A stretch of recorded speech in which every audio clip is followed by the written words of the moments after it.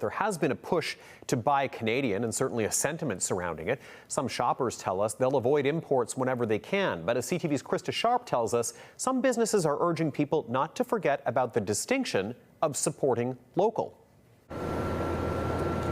As the threat of American tariffs still loom, all of our ingredients from Canadian producers. So any dollar you spend with us is also supporting Canadians as well. Business at John Sleeman and Sons Distillery in Guelph is picking up. Our phones were off the hook yesterday all day long. From the moment I got in the office to the end of the day, various bars and restaurants looking to purchase products that they were scared about not being able to get. And consumers in Kitchener still seem to be mirroring the Canadian-made message. Canadian. I'll probably shop Canadian. With the push to buy Canadian holding strong, even with the announced delay of tariffs. I think we should buy Canadian so that we can show them that we are pushing. I have started already shopping for Canadian things.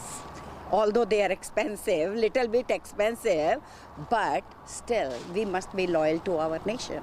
But the Canadian Federation of Independent Business says it's not just about buying Canadian, it's about buying local. You want to make sure that that store is Canadian owned and operated, and then when you're in there looking for Canadian products is great. But there are a lot of small independent Canadian retailers that do import and sell American products, and we wouldn't want to see those stores hit because they can't adjust their supply chain. Because the reality is some imported items cannot quickly or easily be replaced, and your neighbor's small business may still depend on them. When you spend local, 66 cents of every dollar stays in your community. That's supporting local jobs, local supply chains, local businesses. Much like at Sleeman and Sons.